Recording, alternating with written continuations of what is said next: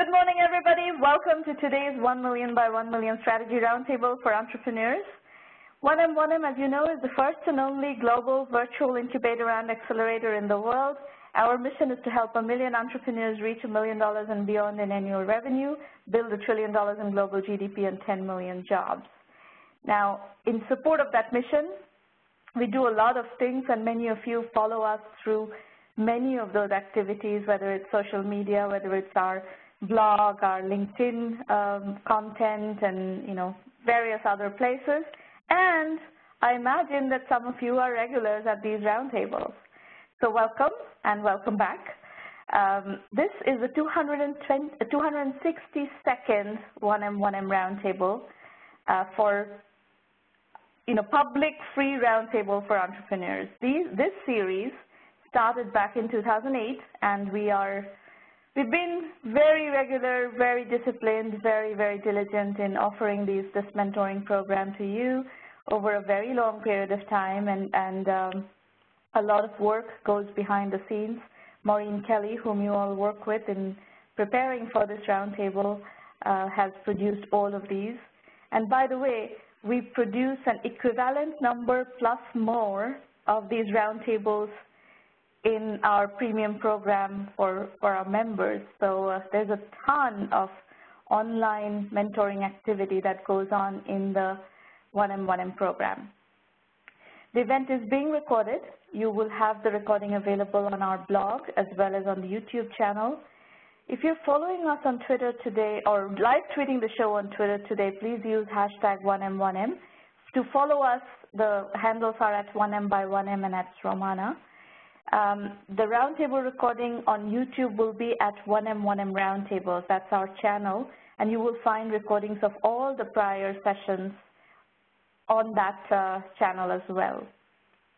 These are the teleconference call-in instructions. I will put these up a little bit later when we are ready for calls. But as you're going through the session with us today, definitely, make note of your questions that are coming up. And at the end of the session, we will do a comprehensive Q&A. This is a continued programming in the work we have done on billion-dollar unicorns, especially marked by the release of our 12th volume of the Entrepreneur Journeys book series called Billion-Dollar Unicorns. Of course, the Entrepreneur Journeys series has been going on since 2006. And we have 12 books in that series now. So this is also a celebration of all of those entrepreneurs whose journeys have, enlightened the way of our community of entrepreneurs. And I have today with us Jaspreet Singh, founder and CEO of Druva, as part of the celebration. And Druva is a remarkable company and a very important company. So some of you may have read my earlier coverage of Druva as India's flagship global technology product company. And that statement that I just made is loaded with significance. India has been primarily a services industry when it comes to technology and information technology. So the fact that India is now in the process of making a transition to building a product industry, a technology product industry, is a very big step. And Jaspreet has led Druva in creating one of the first success stories in that model. Jaspreet, welcome. It's such a pleasure to have you here. Good morning. Good morning, Smart. Thanks very much. So Jaspreet will not be on video, but he's going to be on audio, and we'll spend the next half hour with him, and then we will get to the regular mentoring session, folks. So Jaspreet, let's start with some, context for our entrepreneurs. You have built one of the first global technology product companies out of India. Tell us what you do and why it is so special, and why you're growing fast in the global market. Got it. Good questions. We call ourselves Converged Data Protection for the mobile enterprise. Typically, enterprise is to lock down data in a data center with the last 6-7 years, data is getting to mobile, laptops, and now to cloud. There's no easy way to protect it, manage it, build compliance, governance around it. So we converge the paradigms of availability, making your data always available for your business, and your governance, which is your compliance, e-discovery logic, across your mobile workforce from a single pane of glass. So Druva brings the same data center class availability and governance, which we're very used to in a traditional application, to this new mobile and cloud world. Okay, and how does Druva fit into this extremely crowded cloud infrastructure, mobile cloud infrastructure services, and how do you differentiate it?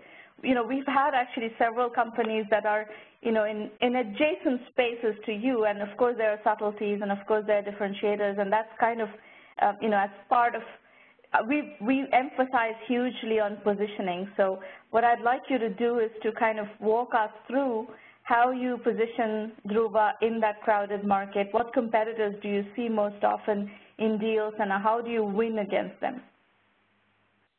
Got it. So cloud is one of our biggest disruptors of our time.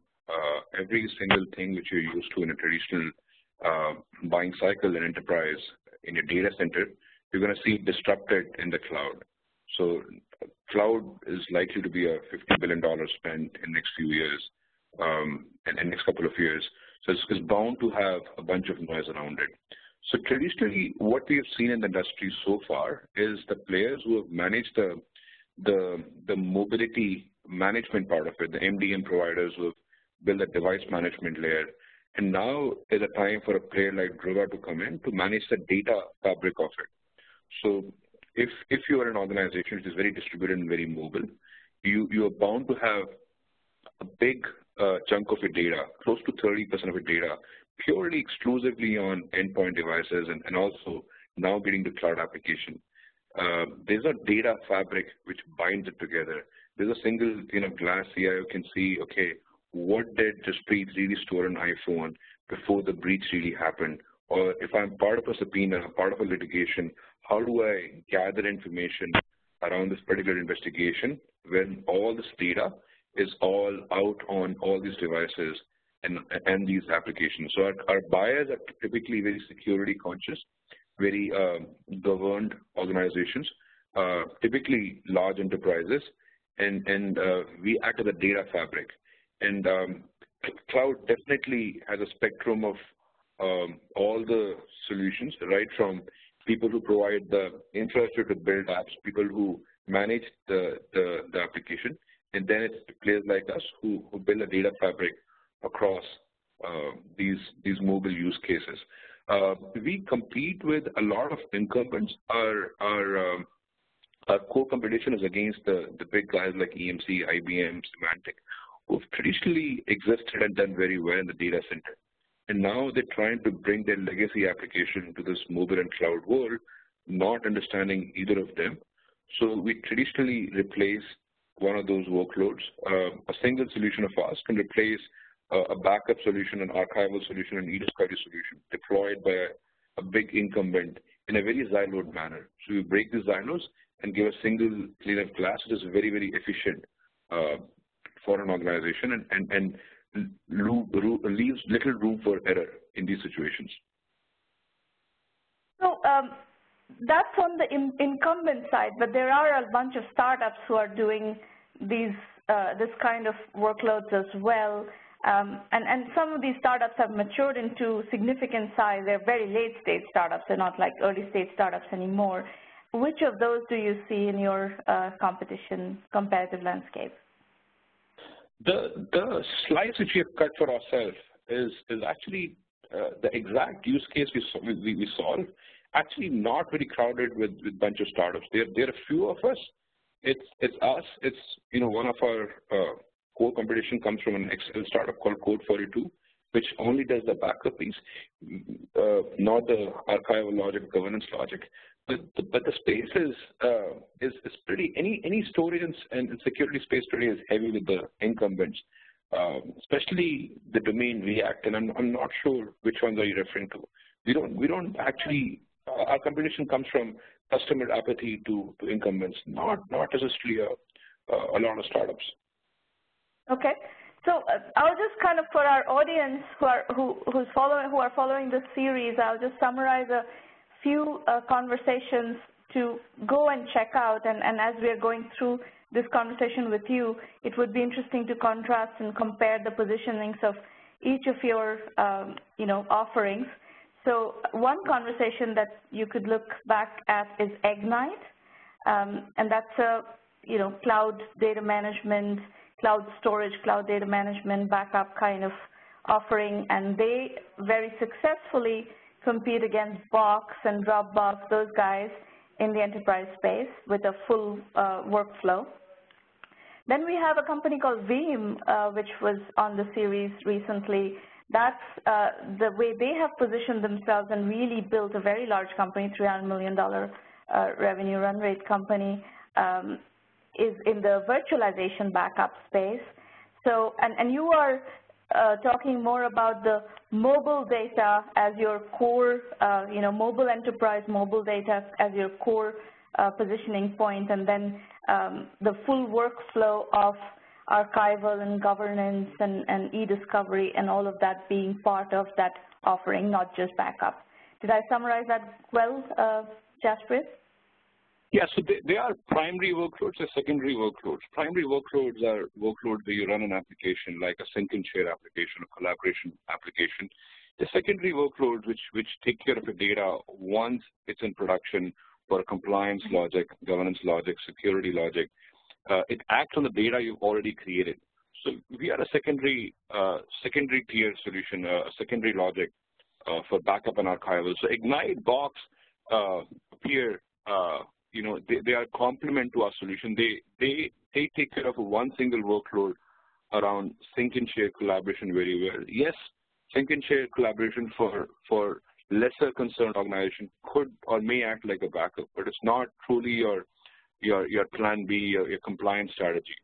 On the other hand, you rightly pointed out, so backup archival compliance is probably a $30 billion company, and they are tons of players. They are players who existed, who managed really well, from IBM Tivoli to NetApp to Symantec to all those players. I'm sorry, not NetApp, but NetBackup and Symantec and others who did a data center very well. And data center was applications like virtualization, Oracle DB, and those, and they did a whole job of backup. The way backup was built, and I think should not be built again, is it was supposed to be graveyard for your data. You put data once in and you're done with it. You don't do anything meaningful with it. So we brought the logic of backup to mobile and cloud. Mobile was synonymous with cloud, but did not stop there. We wanted to make this data meaningful for our organization. And mobile was a very, very security conscious, compliance conscious world. So we took your data, your backup data, and started to build e-discovery, governance, compliance logic, which we now call converged data protection.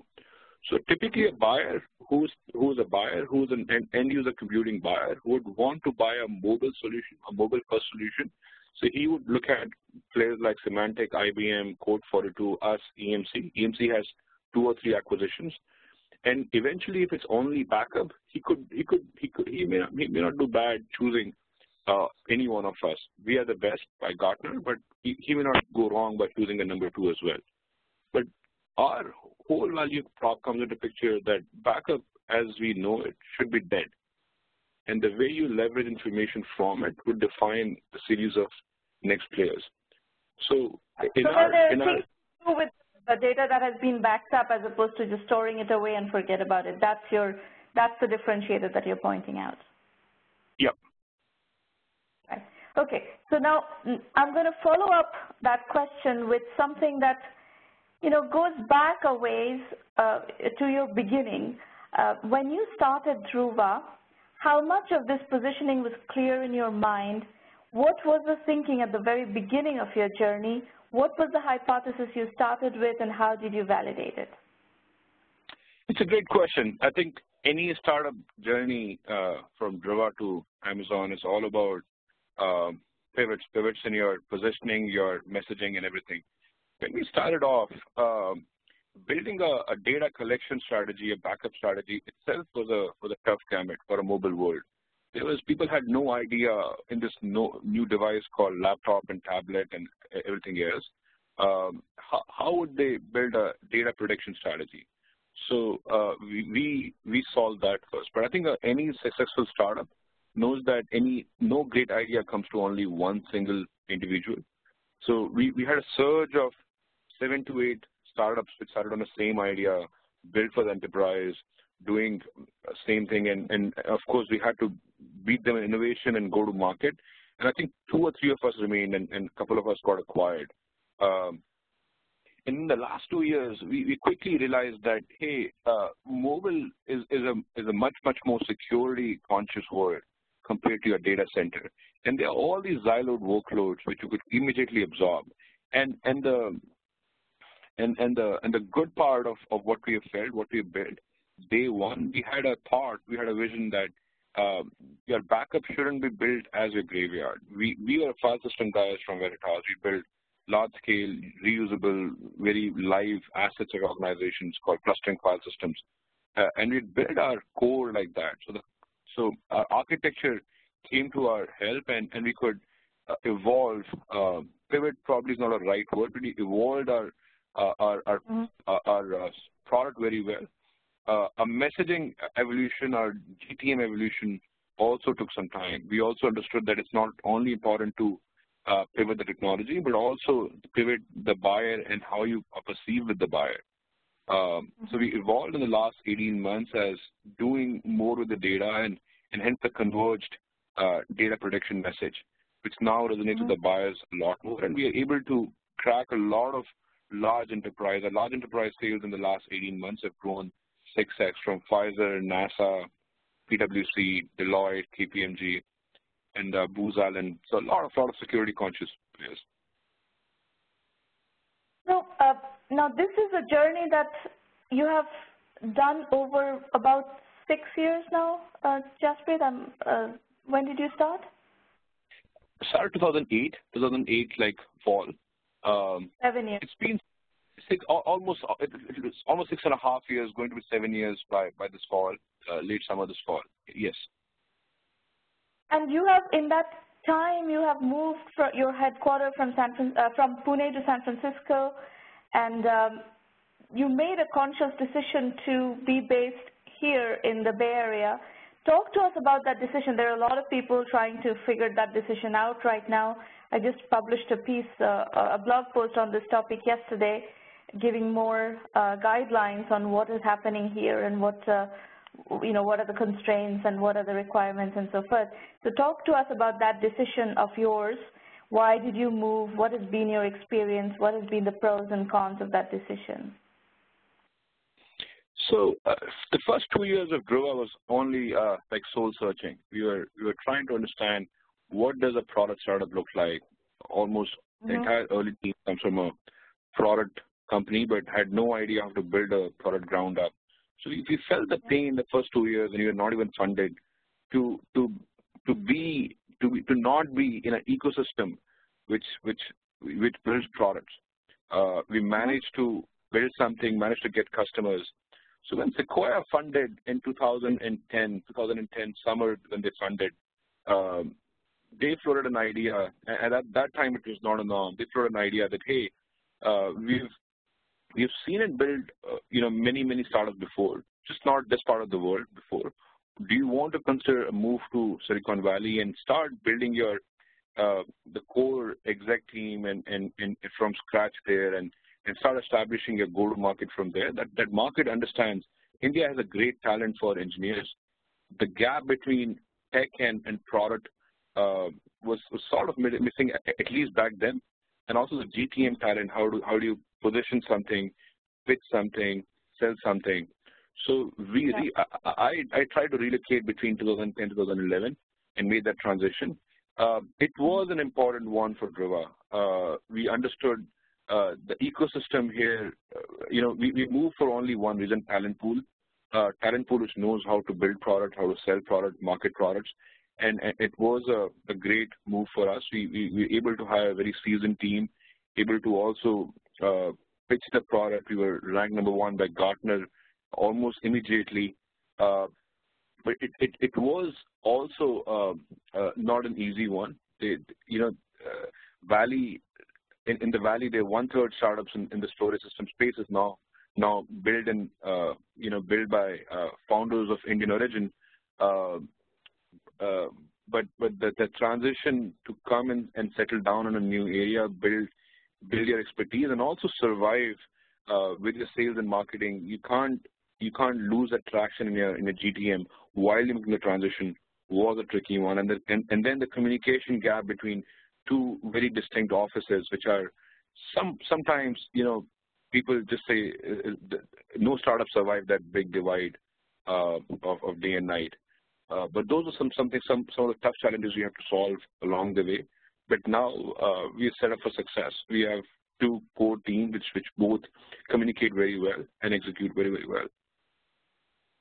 And so by the time you came to San Francisco, you were 2 years into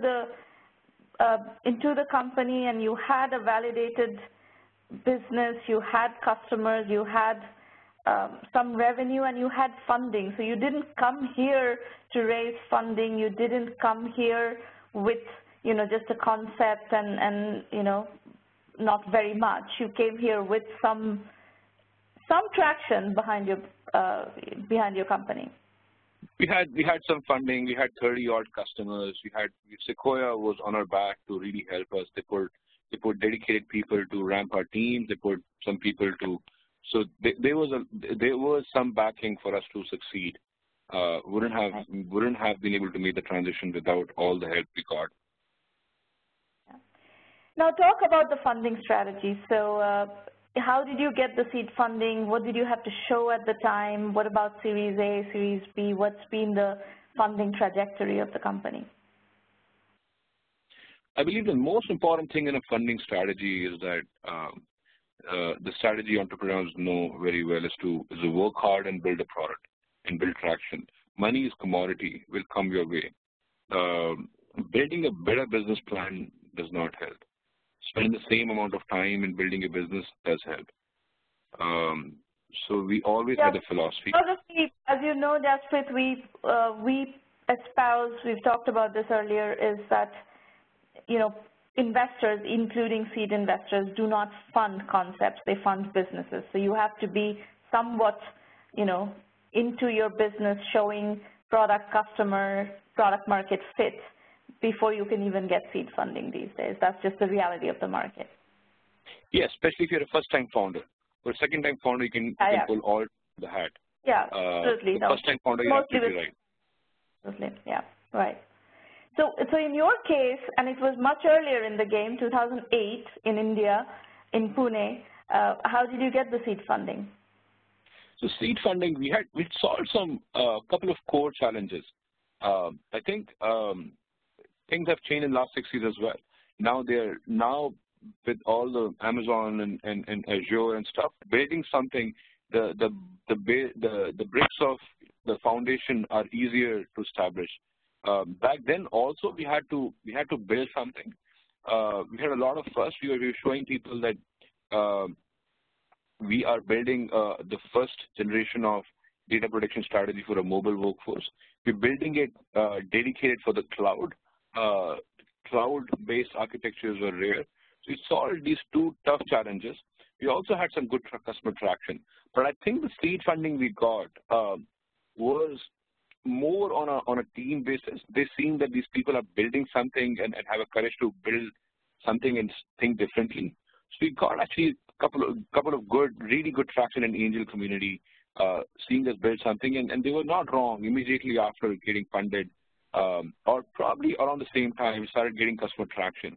Customers were knocking on our doors, trying to find what we've built and started to buy over internet. We did not understand at that point in time what's a primary market, what's a primary message, but we've shown enough traction that yes. I mean, in an investor's mind, there are three checklists, right? A market risk, a team risk, and an execution risk, right? So tech risk and execution risk. So we had solved the first risk of tech. Market was sort of visible. execution was not even known for first-time founders. So we clicked the first risk and got the funding. Series A was different. 2008, 2009, nothing was getting funded. So we just kept our head down and just focused on the customers. And we came to a profitability model of getting customers at a very small scale. We only had like 10, 11 people, close to about 20, 25 customers. But Sequoia saw that we could sell something from part of the world, not known to build a company, and then immediately move forward. Mm-hmm. And how much did you raise from Sequoia in your Series A? Series A we raised about $3 million, and it was a small round. It was only a stepping stone for us to prove ourselves what we're doing. Series A is typically for establishing your product foundation solid. And then I think immediately after 9 to 10 months after, we did a Series B, and that was about, Series A was $5 million. I'm sorry. Series B was close to about $12 million. And between Series A and B, you had made the move to San Francisco. Right. Okay. And is that all, or is there more? You've raised more money? Of course, we've raised Series C. Thereafter, close to about $20, $25 million. We did a small Series D, sort of second Series C, immediately to Series D of $20 million. So net raised about $68 million so far. Okay. What is the current revenue level? How are you tracking? What's of course, there's a lot of talk these days about billion-dollar unicorn. How is your valuation tracking against that, benchmark? And how do you interpret the process and the current obsession over unicorns? We're not there yet. There's a lot of good buzz and hype about unicorns, and rightfully so. There are companies who are building great products and growing in valuation. We're not quite there yet, maybe a year and a half away from there. Still executing very well. We're close to about 3,000 customers, around 1,200 to 1,300 enterprise mid-market solid customers, then a bunch of SMEs which form the bottom of solid pyramid. So still growing. SaaS companies, the software as service companies, have a lot of way to hit profitability. It's very easy to sell hardware or a perpetual software license because you're realizing the money and revenue all up front. The SaaS companies, the metrics only evolve 3 to 4 years of solid selling.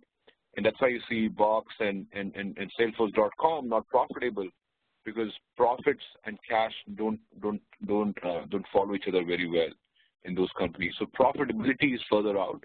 We're still growing strong, growing more than 100% year on year, and growing solid. So my take is what should we say about your current revenue level? Is it like a $10 million ARR, $50 million ARR? What are you willing to say? Just give a range. You don't have to specify numbers, but give a range of how you are. Somewhere between there. Much more than 10, less than 50, but somewhere between there. Okay, so just, for the audience to kind of benchmark these numbers, if you look at a company that's doing about $20 million ARR, a SaaS company doing $20 million ARR, current valuation levels are, a reasonable valuation, even, in modestly bloated markets would be a $200 million valuation. Right now, the market is very bloated. So you could even get a $400 million valuation on a $20 million ARR SaaS company. So I'm just giving you these benchmarks so that you can, extrapolate from that to, in my mind, a real billion-dollar unicorn valuation, a reasonable billion-dollar unicorn valuation that will sustain in the public market or can generate an exit at that valuation, not just some, artificial valuation that is propped up by liquidation preferences and stupid VC financial engineering. A real billion-dollar unicorn valuation can be achieved with about a, $80 to $100 million ARR revenue, level. So our focus here is on discipline and making sure that you are following paths and goals that are reasonable and not some, artificially propped up valuation. So Jaspreet, my last question to you actually on this is going to be, there is a lot of funny money business going on in the market with people doing stupid financial engineering and bloating up valuations. We really hope that you will be one of the first global tech unicorns from India with a legitimate billion-dollar valuation. And we also hope that you won't get caught up in this frenzy of artificially inflated valuation and then implode in the public market. Please reassure us. So sounds good. Of course, as an entrepreneur, I'm putting my heart and soul in this business and growing as fast as possible. You raised some right questions and right points about all the valuations, all the money. The valuations are high, but I'm not, and there's a lot of funny math behind the numbers, and all the numbers you threw are pretty much ballpark right. But I think the valuations are probably here to stay, mostly because the overall the world GDP and the buying for services has increased over the last 5-6 years. And a big part of that increase is focused on tech. And what we see close to us is the tech powering that change. Companies are disrupting transportation. They're disrupting something very, very big mega trends. So I think valuations, in my mind, there's definitely some crazy numbers out there. But for a good chunk, may actually stay longer than we think because the fundamentals are pretty good.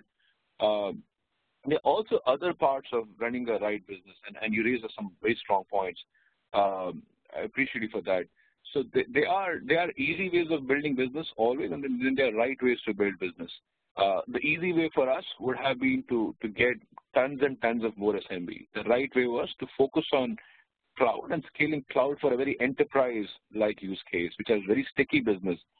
If a business is sticky, you can always pile on top as a SaaS company, and you grow in a very, predictable manner. And predictability is what public companies like. So with that in mind, yes, we are trying to follow the good business practice of being a very sticky business, following a customer. It's a very, a very enterprise business. We build a DNA to serve the customers, build not a hardware revenue which you can realize very quickly, but build a SaaS revenue which grows over a period of time. And also, it's important to make a judgment that between money and a right advisor or investor, which ones to choose. And we've chosen the right board always because you can definitely get a higher valuation. But what we've seen with Box, what we've seen with Square, some of the companies who are struggling in the public markets, is the same fact that, you could raise a crazy valuation and a crazy marketing pitch. If you can't sustain, then you have even more trouble ahead of you than the past. So in the interest of our shareholders and employees, we're trying to go ahead with our eyes open and building a very, very healthy business. Good. So folks, the message that I want everyone to take away, and Jaspreet has a very nice job reassuring us, following the fundamentals-oriented principle, is that what you really want to go for is robust, high-quality revenue with, good unit economics. You don't want to go get a bunch of customers that are going to disappear tomorrow and that have no stickiness, no sustainability attached to it. So the point of being in business is to make money. Make money for yourself, make money for make money for investors, make money for employees, make money for all your team members, all the stakeholders, and deliver value to customers. That is a fundamentally solid business. Just this funny money unicorn business is definitely not what what you should be having your eyes on.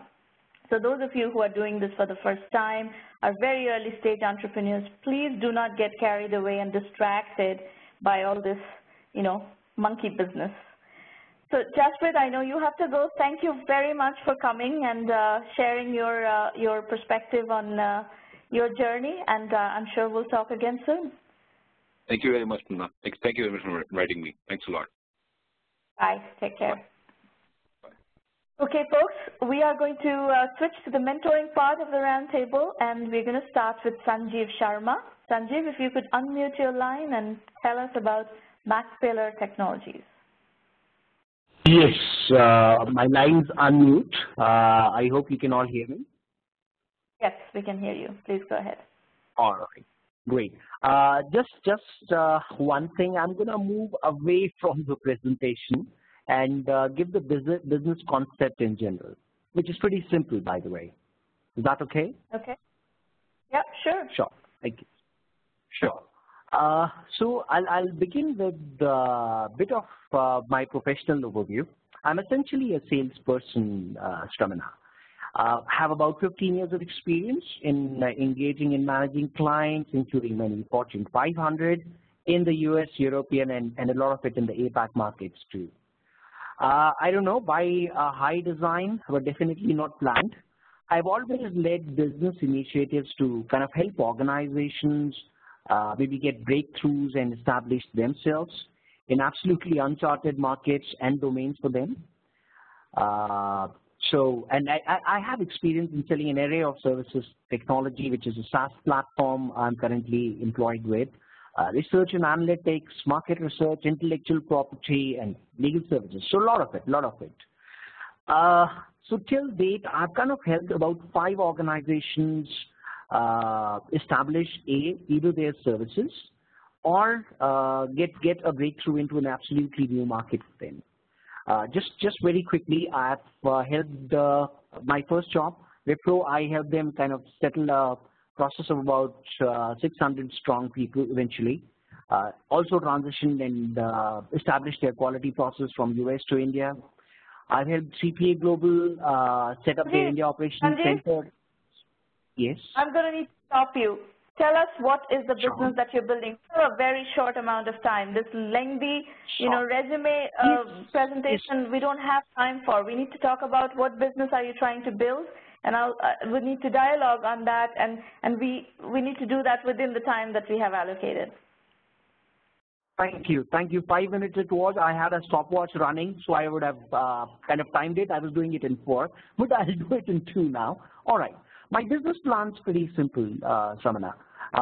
There is this skill set shortage for software developers or IT resources, you may want to call them, in the US and especially in the EU. I've seen it from years of my experience.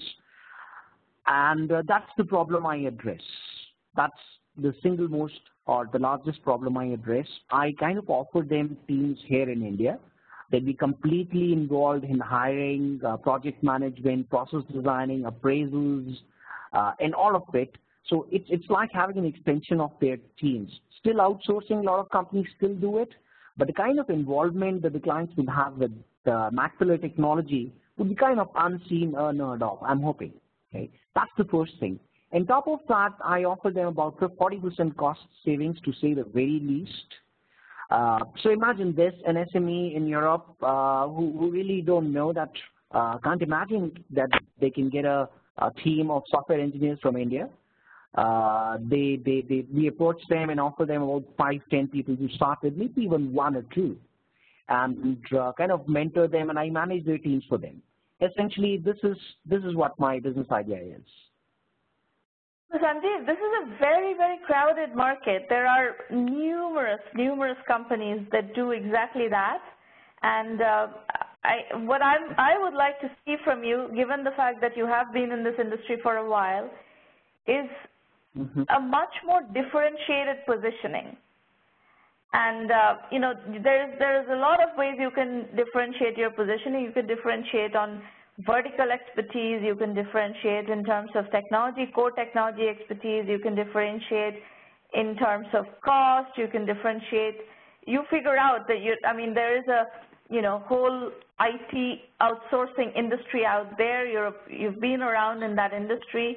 go figure out what are the different players, what are their strategies, how they're differentiating. You know, there's a class of people who are differentiating on the basis of nearshoring, right? So, you know, there are Mexican companies or companies based in Mexico that are catering to the U.S. customers on the same time zone. Their differentiator is nearshoring, and then they're putting some technology expertise on top of that. There are companies in Argentina that are doing these things. There are companies in Africa that are doing the same with Europe. This is just an example of a kind of differentiation that is, you know, right now is in vogue. The India story is old. There's been a ton of Indian outsourcers. There still are in the market numerous Indian outsourcers. You've worked for several of those. You know, that's kind of like, if you try to go tell somebody that I'm going to be your Indian outsourcer, there are many other people pitching to the same prospects. So that story in itself is not differentiated. You're going to need to come up with a much more differentiated strategy on that. That's my first reaction to what you've presented. Okay. Some of the differentiators that I have in mind, so what happens is when a client goes for an outsourcing partner, they just present a couple of team and, you know, shortlist the team and present it to them and introduce, and they kind of get on to it. In my thinking, the best value proposition is completely involving the client in the hiring process. So you have, when you get a requirement from the client, you know, send them about 10 resumes for about 2-3 positions. They shortlist them. Then you have a written or a practical test for them. They kind of go through it, and whatever who clears. So basically, they select the people, and that's one of the differentiators. Cost definitely is the differentiator. Not clear to me. That's a differentiator that is going to appeal to people, Sanjeev, because you know, if I'm going to outsource, I want, you know, you to have these people. I don't want to go through the cycle of hiring. I will then go to a company that has those people. I'm not going to work with you who, you know, if you're going to take another 6 months to actually do the hiring. So there's, you know, time to market issues, time to hiring, time to staffing issues that you're going to run into if you're going, you know, I mean, you're kind of going back to the early days of IT outsourcing in India. This is body shopping, and that's what people were doing very early on in the industry's history, and now you're trying to reinvent the wheel and go back to that kind of primitive structure, and that's not interesting to people anymore. Okay. Well, it's just that I'm addressing a pain point. I didn't want to do something which is educative. The talent shortage is a pain point. There are lots of players that are, you know, there are tons of outsourcing players that are catering to that pain point in very differentiated ways. And what you're proposing is kind of like it sounds to me like a naive way of going to market. You can do better than that. Given the level of experience you have in this industry, you can do a lot better than that. So, you know, we have outsourcing companies in our portfolio, you know, they are differentiating. They're not just randomly going and trying to, you know, run a body shop at this stage of the game. That's not going to work. Sure. Okay, let me just to understand this better. So one of the verticals that we intend to move to is paralegals outsourcing or intellectual property outsourcing. So one of the differentiators would be the skill set. Okay, so in Europe or in US, typical paralegal would be a high school graduate or maybe just any graduate. My differentiator for those kind of body shopping or outsourcing, if I may say so, would be actually providing them lawyers who would be doing much more than a typical paralegal does in Europe or in US. Okay, given their qualification, their experience. How do you propose to the gap between, so the US law, if you're let's say you're trying to staff these teams with Indian lawyers, how do you bridge the gap between Indian law and US law? They're not the same. Same with whatever European countries you're talking about. How do you bridge that? You don't really have to bridge the gap. There is, of course, some training required. But that's the service which is quite very well established. We've had law firms approaching us to hire lawyers to give it to their corporate clients in Europe, also in US. So with US specifically, it's kind of similar to the UK law, and so is India, kind of based on. So the lawyers are mostly very proficient once they're given the right training. Much more than the there is a significant training element to it. What part of it are you trying to do? Are you trying to do a fully trained? You hire the lawyers, you train them, they're ready for the market, and then you place them at different clients? Is that what your story is, or are you saying that I'm going to hire them per your requirements, then we are going to train them, and then you will get to use them? What is the delivery model? The skill set, the trained skill set is already available in India. So you have lawyers who've been working in the legal outsourcing industry. Sorry? There is a legal outsourcing industry, yes, definitely. And that industry, in fact, is quite crowded. So this is, again, you're not talking something new. If you're now trying to build a new business in the legal outsourcing space, then go analyze the legal outsourcing space, go understand who are the players, how they are going to market, what's going on in that specific industry, and then figure out where is the gap and how can you differentiate there. Otherwise, you're running into established players again. Okay. Look, as I said, these legal outsourcing firms typically involve normal graduates who are trained somewhat on the processes. Fine, that's not my question. My question is now that you're saying now you're talking about a more specific vertical, more specific industry problem, which is legal process outsourcing. Now go figure out who are the players there operating these kinds of programs from India, and what are they offering, what are the what is the gap in that market? See, the outsourcing industry today is a mature industry, and any domain, whether it's KPO, BPO, legal process outsourcing, IT outsourcing, IT services outsourcing, every single product development outsourcing, all of these are mature fields. If you want to get into any of these fields with a new business, you need to find a gap in the market and differentiate. Otherwise, it's going to be very difficult for you to win business. Okay, Sanjeev, we need to move on. I'm done. Sure. Thank you. Okay. So Sheila, you're up next, I think. Football Factory. Yes, I'm here. And I'm not sure if my video is working, is it? No, your video is not going to work. You're going to just be on audio. All right. So thank you, Stramana, and good morning, everyone, for providing us this opportunity to present our business model. And as you can see, the Football Factory is here to present our concept. We would like to, present this business model, which will bring in the much required change in India, which is the professionalism in football. And thus, it's a huge opportunity for the investors. We are designed to develop, I still want to be on the first slide.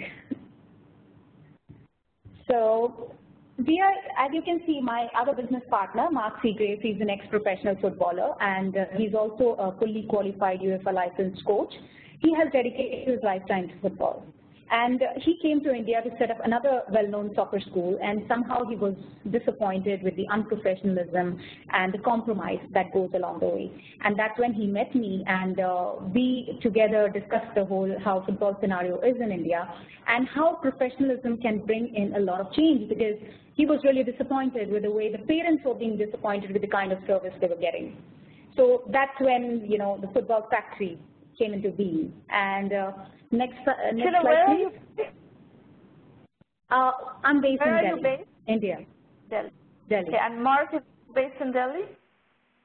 Yes, currently. He's spent about more than 2 years in India, and that's 1 year into our company and 1 year with another company, and that's when we started together.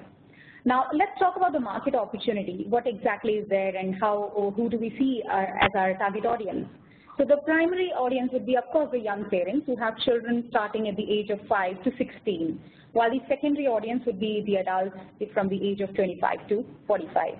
Now, we all know that India is the most populous country with a strength of 1.25, and it's really, I think everyone is aware that that is the reason why every brand, every company wants to come to India, is because 50% of its population is under the age of 25 and 65 below the age of 35.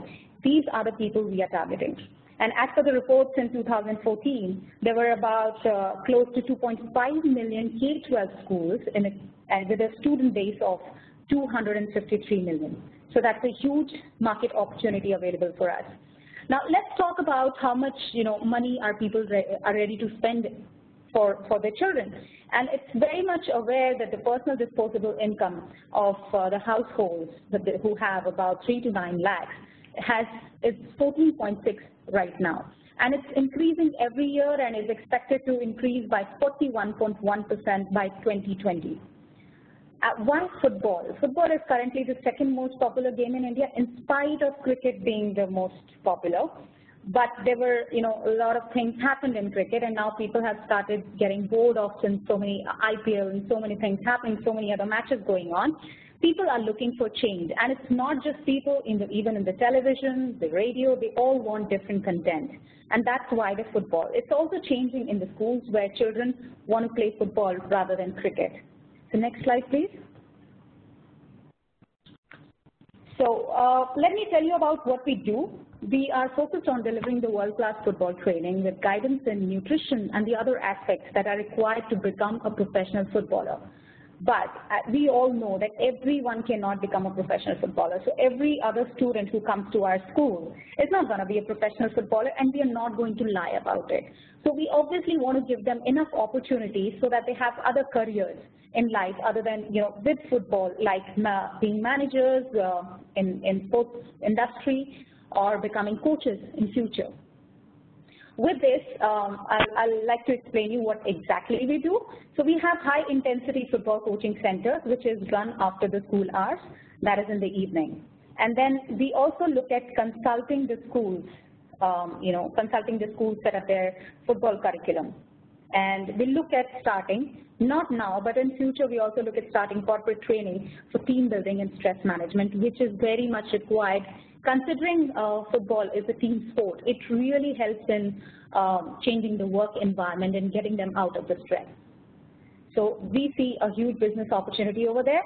Now, how do we get to our customers? In India, it's very, very important to understand the market. And what we realized was that while in other countries like Europe and US, children can take their decisions, but in India, parents are the major decision makers. So we have to get to the parents before the children. So we have, first of all, we offer free workshops in schools. We tie up with schools to offer coaching during the school hours. And of course, the time is limited because of the academic stress that is there in India. We also provide a progression plan for the children as we have partnership with schools, colleges, and clubs in India and Europe. So we want to encourage competition. We want them to go out. Basically, what is more important is to touch parents and understand what they're looking for, and that's progression. And that is very much required in football as well. Going to the next slide, which is about our competition. Like every other business, even we do have a competition. So you can see Biking Boutique School, there's Arsenal Soccer Schools, FCBS Cola, and PSG. There are many others, European clubs that are trying to come in India. And we think that even though we've just started a year back, we started our operations in 2014, we've already given them enough competition. So although we just have 2 centers, one is in Goa and the other one is in Delhi, we're also coming up with another center which is starting up this month. And we have 100+ children enrolled. There are going to be more children. We have a START philosophy, which parents are really interested in. START philosophy is something that will help their children develop into an overall capable child who can perform to their maximum in whatever stage of their career, or their life, or school. So we want them to be able to manage stress, work in stress environments. Even in schools, academics, you're always stressed. We want them to overcome that through football. Now, as I was saying, that we are already a competition to the others, so we've already been approached by a top European club for partnership, and thus it gives out the credibility for a quality of work. And right in the beginning, when you were having conversation with Jaspreet, I noted that he mentioned one thing, and that was for startups. It's really, really important that the product is good, and that's where we stand strong. So yes. What are the economics of your, you said you have already 2 centers. Can you talk about the economics of one of the centers? How many students, what do they pay, what is the revenue level, what is the profitability of a center? Yes. So let's take Goa as an example. We have 60 plus children over there, and we charge 3,500 a month, that is rupees, 3,500 rupees a month. It is high priced because, in Goa, usually there are children who get up to in just 500 rupees. But we charge 3,500 rupees, so let's say we have 60 children, so that's 3,500 rupees as revenue coming in. We have to pay for a coach and a center manager. So up to 60, we can manage with a coach, but then when the numbers increase, the highest we can have at a center is 160. And at that time, we need a head coach and 2 assistant coaches. So if you look at the costing, 160 children into 3,500 would be 5 lakhs, and your expenses could go up to 3 to 4 lakhs. Maximum 3 lakhs a month. So that's the model for just one center. So the Goa center is right now at 60 children. You're trying to get it up to 160 children. Yes, that's the maximum number we can have. Yes. So you want to fully flesh out the business model of a center, fully executed, right? That's kind of because when you're trying to scale something, you want to make sure that each center is fully fleshed out before you start new centers. Yes. So it's easier to scale an existing center than open new centers. That's right. That's right. And that's what we've learned during this. And where is the second one? Sorry? Where is your second center? Second center is in Delhi. That's where we first started our operations. So we have about 40 children over there right now. Okay. And the economics for Delhi are exactly the same as the Goa center, or do you have to? Yes, both is the same. Our fee is the same. Yes. Okay. Fee is the same. Cost structure is the same. Yes. Okay. So what is your question? Where would you like input here? We would like to attract funders to our company, because what we want to be able to do is to enter the schools, which is where you can find the talent. And 3,500 a month is quite a lot for any parents to pay, because that's the kind of fee, even in schools, that is where they complete their studies. But 3,500, what they think is an extracurricular activity, is a lot. So we would like to enter the schools, do the training for children over there, and even be able to sponsor a few children. That obviously will get through sponsors as well. But we are looking to get funders who can come in and support us, get more coaches who we can place in different schools and increase the number of children. How many families can pay 3,500 a month for football training in India, or willing to pay, not can, are willing to pay? There are a lot, actually. As I mentioned, people have. A lot? You can't do it a lot. I need a number. Yes. Is it 10,000 families? It is 10 million families? How many families are willing to pay that kind of number? Well, I don't have the numbers right now, but there were people ready to pay even 5,000 a month. But the only reason why people have now getting reluctant to actually send their children to the football academies is because a lot of football academies came here, they did their operations for 6 months, 12 months, and then they left. They did not give a career progression for the children, and that's where parents are a bit reluctant. So We have situations. In Goa itself, we had a lot of situations I had to personally call the parents and inform them that when we took New Year break, and they were like, are you sure you're coming back? So these are the questions I had to answer. So yes, people are ready to pay the fee, but I don't know the numbers. I could definitely get back to you on that. Yeah, so mainly the thing that I want you to understand is that investors, professional investors, venture investors fund things that are very highly scalable. These are very fast growth, 100% year-over-year growth, and very large market opportunities. And I am not convinced that what you're proposing here is a very large market opportunity. It's a niche market opportunity, and I think it's a good market opportunity. I think you can build a nice business out of it because there is interest. And I come from, originally I grew up in Calcutta, so I was I'm sure you would love football. And football was a very big part of our lives, and one of my cousins married a professional football player, and blah blah blah. So I love soccer actually, but the numbers you're quoting, and you see that in the public chat, Shyam is saying 2,500 is a lot of money for a month as a parent to pay for football training. That is correct, and I think there is a very small market, very small niche audience of families who are going to be willing to pay that, and that is not a venture-style company. What you might be able to figure out are other ways of financing it through sponsorships, through, there may be other ways of financing the sports, ministry and the sports, government sports budgets have money to fund these kinds of projects. My father actually has built over many, many years a big chunk of the Indian table tennis world actually. Right. So I grew up in a, what's that? Yeah. When we actually, yes, the scalability is definitely what the investors look at.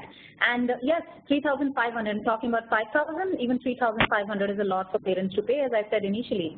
So we want to be able to reduce the costing and increase the numbers through schools. So we want to have tie-ups with schools wherein we can provide coaching during the school hours, and if children are interested in going for higher intensity training, we could take them in the evening.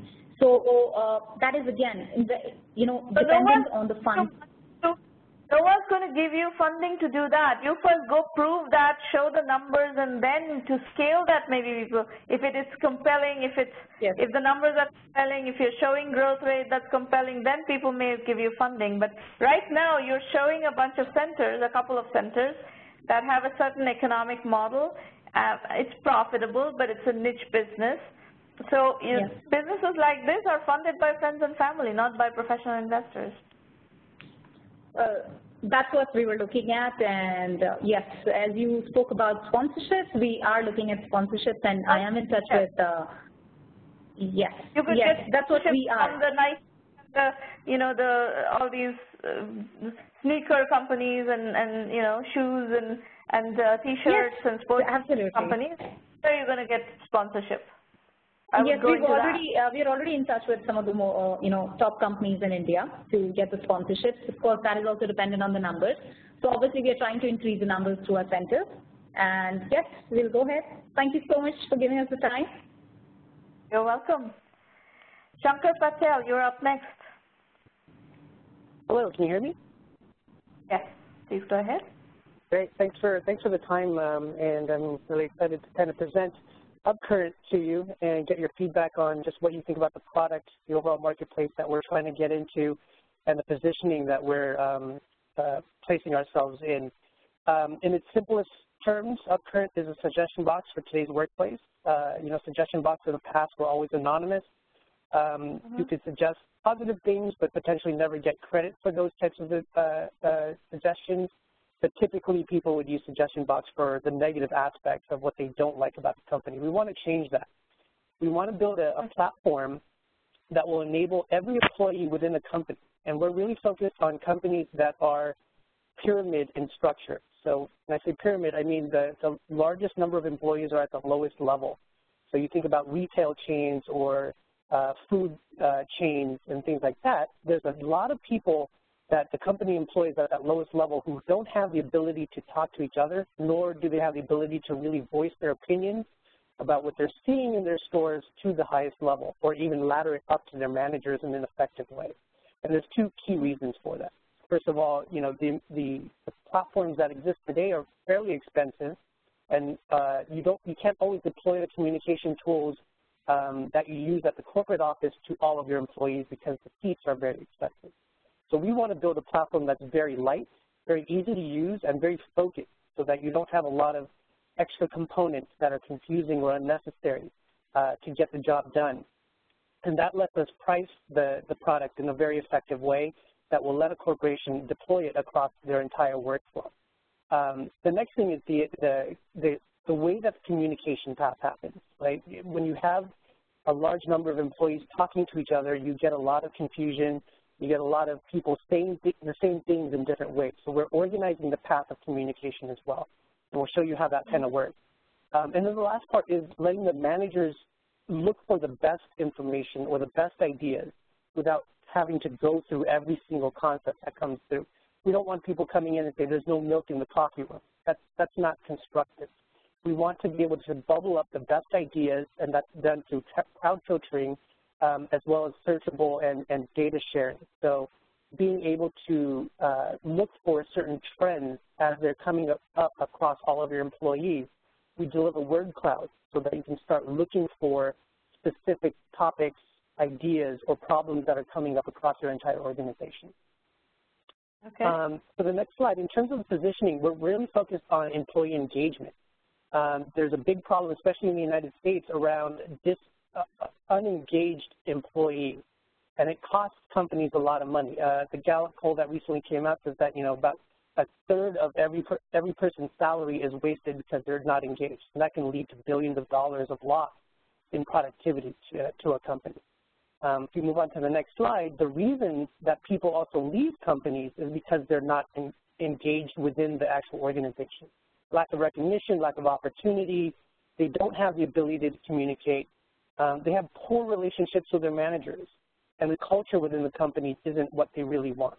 And the relationship with their peers is also another reason. And we're out to solve hopefully 6 of those 8 key reasons why people leave. We can't necessarily affect compensation. That's a bigger economic thing that each company has to go through. And job titles we can influence, but again, we want to bubble up employees who are coming up with great ideas so that you can promote them and give them better job titles down the road. We also know that engagement increases productivity, and companies who have employed some sort of engagement software within their company outperform their competition. So there's a high value in putting this sort of a system in place at your organization. And because the marketplace for a lot of these companies is getting harder and harder to compete in, you have to extract every single opportunity to become more effective and generate ideas as well as keep your employees happy. The final component to this is, again, managing the volume of ideas. So if you move to the next slide, you know, if you were to deploy a system that suddenly gave every employee a voice within your company, you would be bombarded with so much information that a manager couldn't go through it and actually filter it and look for the right things at the right time. So if you move to the next slide, we show you that, you know, the way that information flows and the volume that it flows at needs to be managed in a constructive way. And if you're only listening to leaders and the management team, you'll have a few great ideas, but you're missing out on the opportunity of getting so many more ideas from all of your employee base. So there's a double-edged side to what we're trying to produce here. So the next slide, what we're really focusing on, again, is peer-to-peer connections for continuous improvement, enhanced communication through recognition. So each person does get recognized for the ideas that they produce. And we're not looking for hundreds of ideas. We're looking for those few granular nuggets. And the people who come up with those ideas should be rewarded for those things. The potential to rise within the company, to be called out by the manager in a monthly newsletter that, you know, goes out to the entire base and says, so-and-so came up with a new flavor of the month. You know, you could be potentially the next person to get involved in that phase and actually offer up rewards for certain things as well. We want to build this lightweight again so that it's not cumbersome. It's very quick that somebody can type in on their mobile device and deploy the idea to their entire base very, very quickly. So you don't have to be in front of a desktop, and you can literally do it standing behind a counter as a customer comes to you and says, what if you guys did this, and deploy it very, very quickly. The other side is, on the next slide, the management flow. So the manager should be able to go to this dashboard that we produce, very quickly scale up and down to see which ideas are getting the most traction across that beginning user base. So if you have 10,000 employees, those employees start voting up these ideas. And they say, this idea is great, I would love to hear more about it. And the manager will be able to see which of the concepts are getting the most traction within their employee base and pay attention to those specifically. From there, the manager can either solve the problem by saying, this is how we're going to go ahead and solve it for my little region, and here's how everybody else can solve it if it's happening across the board. Or if they want to champion it, if there's something that they can't solve, they can champion it to the next level, and hopefully the next tier will be able to step in and resolve the issue, or even take the idea and run with it and improve the organization overall. So the market size that we're looking at, again, because we're looking at human capital engagement, is about a $1.5 billion industry in the U.S. And if you look at the size of the employees that we're going after, 10 to 500, that will be a self-service platform that people will be able to sign up for online and manage on their own. That's about 1.17 million firms, a lot of employees in that space, 43 million employees in the U.S. as of a couple of years ago. And then the enterprise level solution, which will be much more hands-on. You'll have an account manager, you'll have somebody help you set up the system. There's about 18,000 firms in the U.S. with 500 plus employees, and that represents 60 million employees. Shankar, I'm going to start giving you a bit of feedback. Second, I need to switch handsets here. First and foremost, I think the part of this idea that I find interesting actually is as it pertains to retail. Mm-hmm.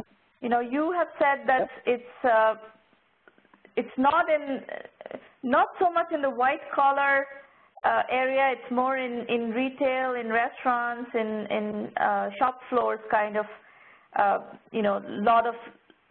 Large number of employees at the bottom of the organization pyramid.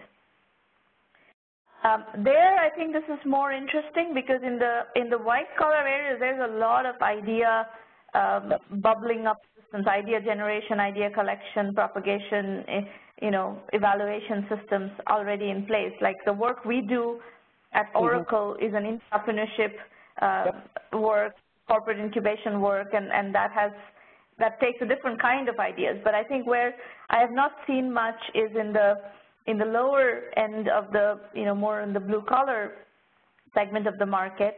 And if you apply that segmentation, your numbers are going to go down one more notch. So you kind of, these numbers are much broader than what you presented as your positioning. That's my first feedback. Okay, good point, yeah. And then my question to you is, what validation have you done? Have you talked to a McDonald's or some other, workforce, some other company that's a workforce? Yeah, so I've been able to assemble a pretty strong advisor team. The information is further down. You can look at it when you have time, if you have time. And I have a couple of advisors from ADP, which is a human resources consulting company and payroll service here in the U.S. And the lady that I've been talking to works with retailers and medium to small size businesses, specifically for figuring out how to improve employee engagement. And she was very helpful in giving us the base for how we price this sort of thing out and what would work for that sort of a market. The other two validations I have is I have another advisor who's helping us get the YMCA, which is a youth organization in the U.S., a large U.S. Youth organization, and as a beta tester. And then we're also talking to Whole Foods. Whole Foods is very preliminary right now, but they are interested in the idea and potentially thinking about rolling it out regionally first and then expanding it across the U.S. depending on how well the product actually works. So I would like to see more of the Whole Foods, McDonald's, Trader Joe's, Macy's kinds of customers and their input on what you're doing. YMCA is of not very much interest to me because they don't really fit in the segment. So I'd like to see, 20, 30, 50 customers that have large retail workforces and their input and their validation on the, on this whole concept. Yep, absolutely. And, we're still building out the MVP at this point, so I'm trying to get that built in the next month. We have the design work laid out. There's a couple of screenshots further down that kind of show you what the user interface will look like. But yeah, we're going to go pretty hard against that large retail, even the smaller retailers, locally, regionally based companies. And sorry, were you going to say something? Yeah, I was going to say that I'm not in favor of doing a lot of development work without talking to customers. Okay. In one thing, our philosophy is do the validation work first by talking to customers, immersing yourselves in customers before you write one line of code. Okay, gotcha.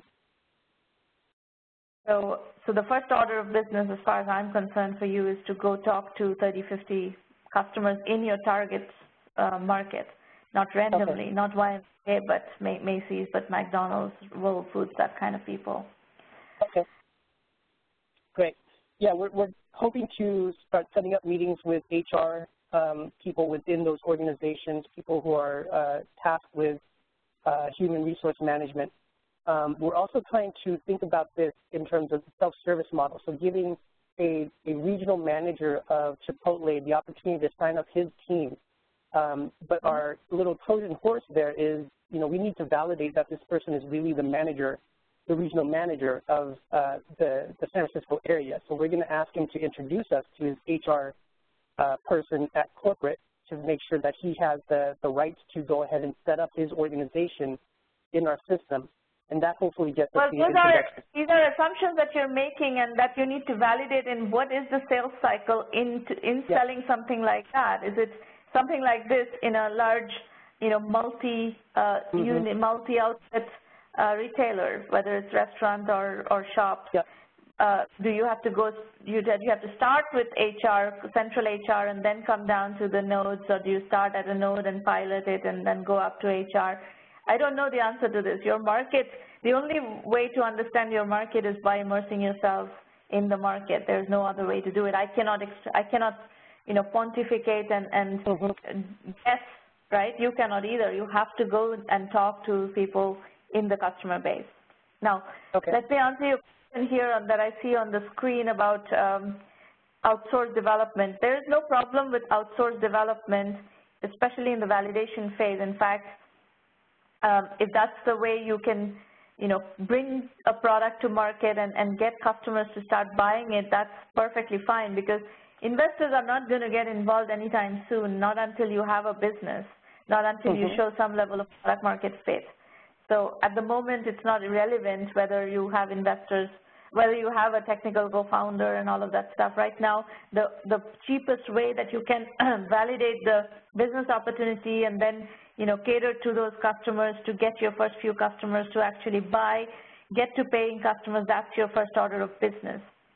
Okay. Now, if you do for investment, and that's when people will start, investors do start to worry about, where is the team who's going to be doing who's going to be managing the development, who's going to be, who's going to be managing the product, who's going to be managing the sales, and so forth. So typically, people will want to see more of a team as they start getting into the discussion about investment. But at this point of your journey, at this stage of the game, you don't need to worry about all that. You just need to figure out whether there is a business or not. You don't know yet whether there's a business or not. Yep. Okay. Great. Thank you. All right. Good luck. Folks, we're going to spend a bit of time. I will go over how 1M works with entrepreneurs for those of you who are interested in joining the program. And before we do that, I want to ask you for one favor, which is if you like what we do here, please refer serious entrepreneurs to 1M. We are looking only actually for serious entrepreneurs because people who are kind of fly-by-night never persist and never really put in the years and the work required to build a business. And it is a multi-year journey, and we're looking for the kinds of entrepreneurs who are willing to really seriously, do the heavy lifting over many, many years to build serious companies. So everything that we offer is at 1mby1m.com. You will find a terrific blog with a very, very deep, content, very rich, very informative, very inspirational, and very educational content. And we've had this blog for 10 years, long before the 1M1M program came into existence. And we have a very, strong following in our niche. Our niche is a small niche, which is entrepreneurs, and especially entrepreneurs in technology and technology-enabled services. So those are the people who would find the maximum value in this program. Then we have the Entrepreneur Journeys book series, another place where you find huge amount of very high-quality content, lots of inspiration, lots of role models, and this Entrepreneur Journeys series kind of simulates the experience of sitting down and having coffee with a very experienced entrepreneur. So each book double-clicks down on a particular topic. We have 12 books so far, and has somewhere between 12 to 16 entrepreneurs who weigh in on that topic and whose case studies basically are designed to enlighten your journey. That's the whole philosophy of the Entrepreneur Journey series. You will find all the books on Kindle all over the world right now. On the website, you'll find lots of videos and lots of information that will help you learn about the program as well as about entrepreneurship in general. These roundtables happen every week. This is our 262nd roundtable. So, we've been around for a long time. We're approaching over 30,000 people actually in the roundtables. You need to go to the free public roundtable page and register to either pitch or attend. Sessions generally get sold out, way in advance. So do book your slot, and you can only get a fully booked slot, confirmed booked slot once you send in the slides to Maureen. So just by registering and not sending in your slides, you will not be able to reserve a slot. So please go ahead and find the schedule there, figure out what works for you. It will take you some time to put together the presentation and take it from there, but there is this resource available to you. A lot of entrepreneurs have used it and continue to use it. But this is, remember, this is a free program, so if you want to use the free program, you have to work within the constraints of the free program. Or you can join the premium program, which is a $1,000 annual membership fee. We offer you extensive methodology guidance, a very interesting curriculum, very effective and proven curriculum. We help you with business development. We help you with strategy consulting. We have sessions like this that are, closed door members only session where we work on your business and work with you, give you actual guidance on your business. And then we also help you with financing. We help you with getting the word out there about your business. The $1 Million Club, you will find case studies of successful 1M1M entrepreneurs. You'll find an ROI analysis on the link called Quantifying the 1M1M Value Equation, also on the home page. And the ROI of the program is $375,000 plus 5 to 10% equity worth of value for just $1,000 annual membership fee. And you also get a lot of orientation material on how to use the program effectively. 1 million by 1 million is like a gym. Just by joining the program, you will not be able to get the full value. You will need to work. We give you all the machines that you need to use to, get in shape, but you do need to do the workouts to really make progress. The 1M1M self-assessment is one of these tools and machines that we give you to get in shape. So there's a 9-point questionnaire which we recommend that you go through. If you're a premium member, you have all the curriculum modules to use to fill your knowledge gap in each of those areas. Please do use that. It's a very useful, very effective piece that you can use to make progress. And then the website is full of information about what to expect from the premium program, video FAQs about the program, and so forth. Our curriculum is designed based with case studies and video lectures. We've had over 600 very successful entrepreneurs, many, many bootstrapped entrepreneurs, over 350 entrepreneurs who have raised a lot of financing and have built highly valued companies. And then we have had over 50 entrepreneurs who have built unicorn valuation companies.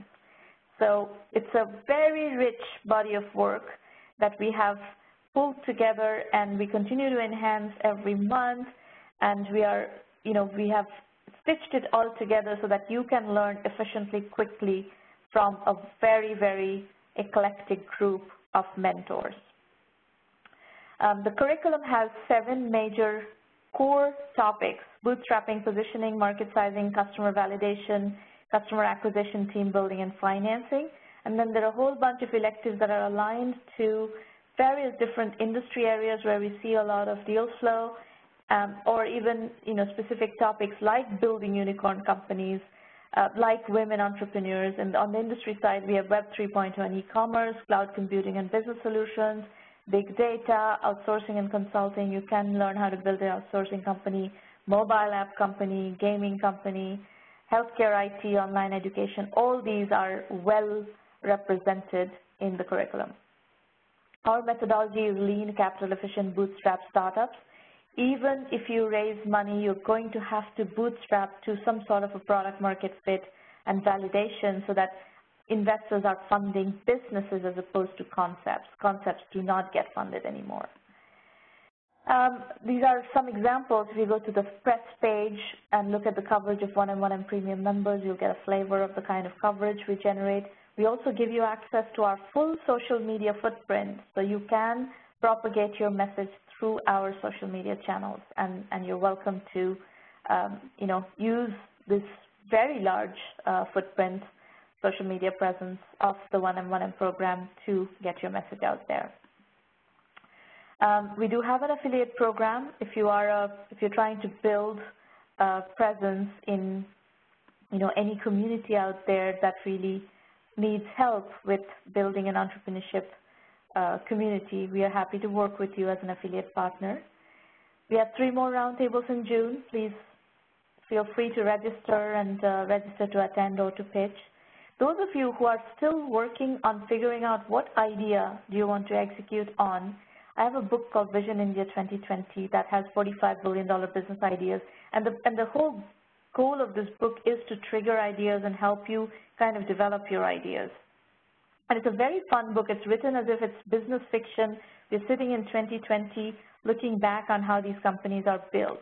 And the ideas apply not just to India but to emerging markets in general, whether it's emerging markets as the market or as the back end catering to global marketplaces. Either of those are fine, but there are very interesting ideas in this book worth looking at if you're still in the idea generation phase.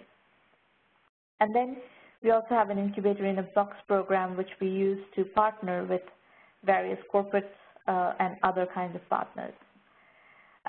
Just a rundown of the latest Entrepreneur Journeys book, $1 Billion Unicorns is the most recent one, published in January. Carnival in the Cloud, Bootstrapping with a Paycheck, and From E-Commerce to Web 3.0 were published last fall. And we have a little bit of Q&A time, not a whole lot, but a little bit of Q&A time. So you can either call in or ask your questions in public chat now.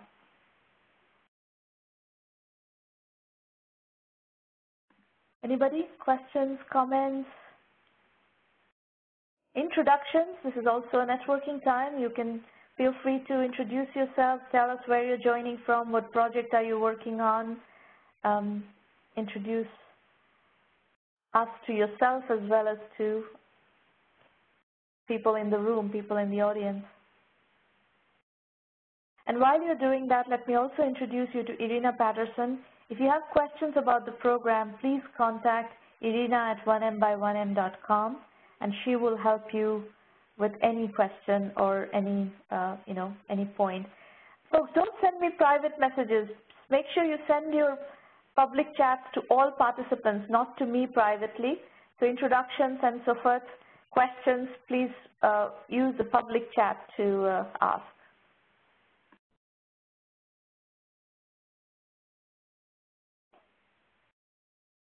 Hasnan Babrawala says, beautiful informative session, thanks a lot. Hasnan here, just trying to create a business around collectibles and antiques, thevintagecard.com. And Hasnan, where are you joining from?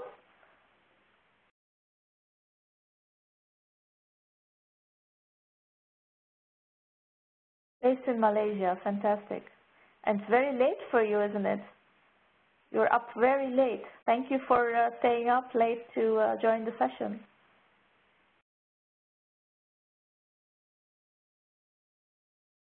Yep.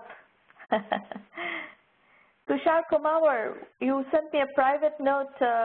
Where are you joining from? What are you working on? Please respond in public chat. And Sham, you've been commenting throughout the session. Where are you joining from? What are you working on? I also got a message from Chirag Gupta, who says he's working with Redcliffe Capital. Mr. Alpesh Doshi, who is a managing partner at the company, has sent me email for this link and asked me to arrange for an appointment with me. So, Chirag, please email me at shromana@1m-by-1m.com with more context. We don't arrange meetings without first gauging the content. Your best bet actually would be to talk to Irina and explain what is it that you're looking for, and then she will figure out what's the next step. Sham is from Bangalore. All right, Sham, what are you working on? What's your project?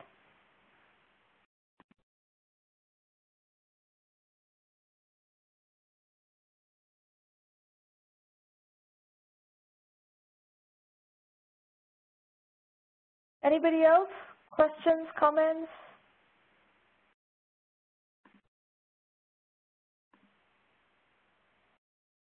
Sham is trying to build Google plus WhatsApp. Google plus WhatsApp, what does that mean? I don't understand.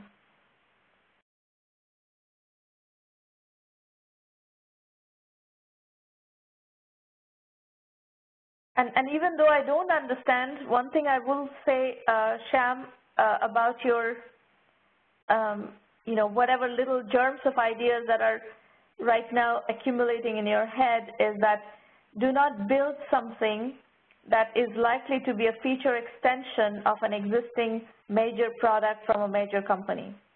There's a question that we always ask in vetting companies: is this a product, a feature, product or a feature? Can you actually build a company around it, or is it just a feature extension of something that's out there already?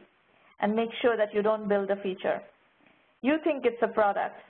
I would need to be convinced. So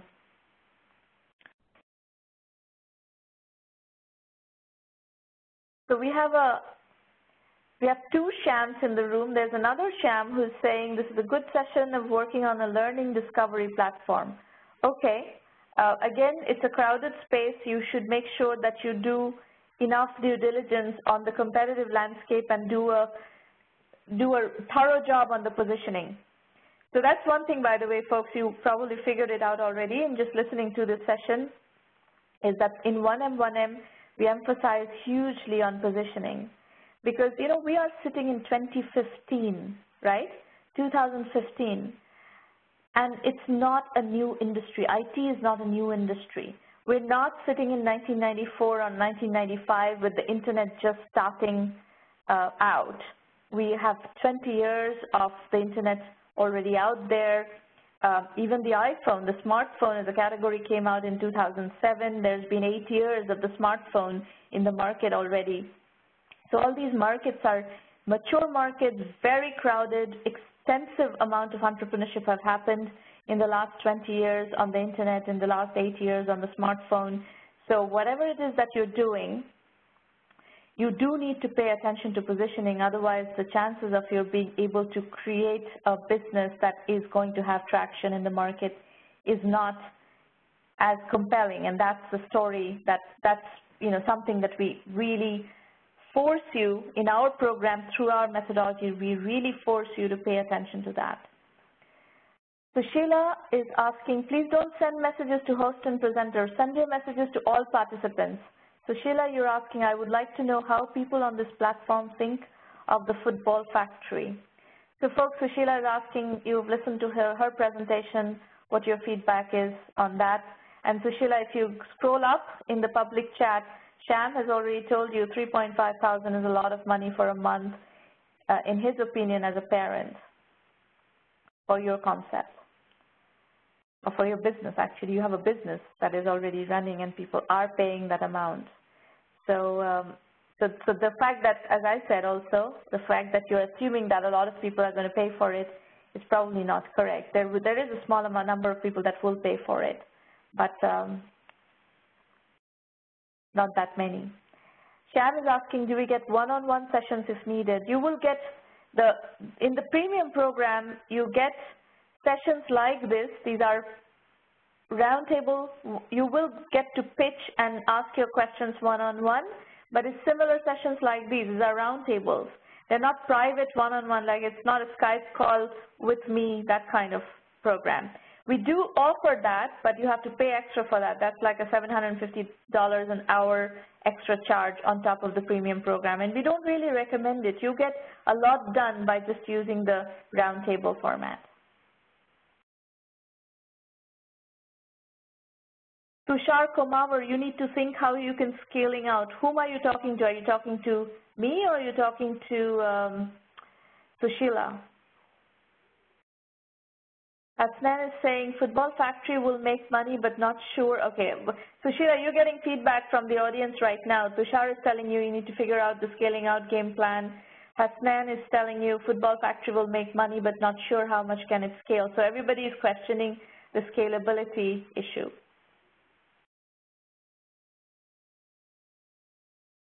Yeah, okay, got it.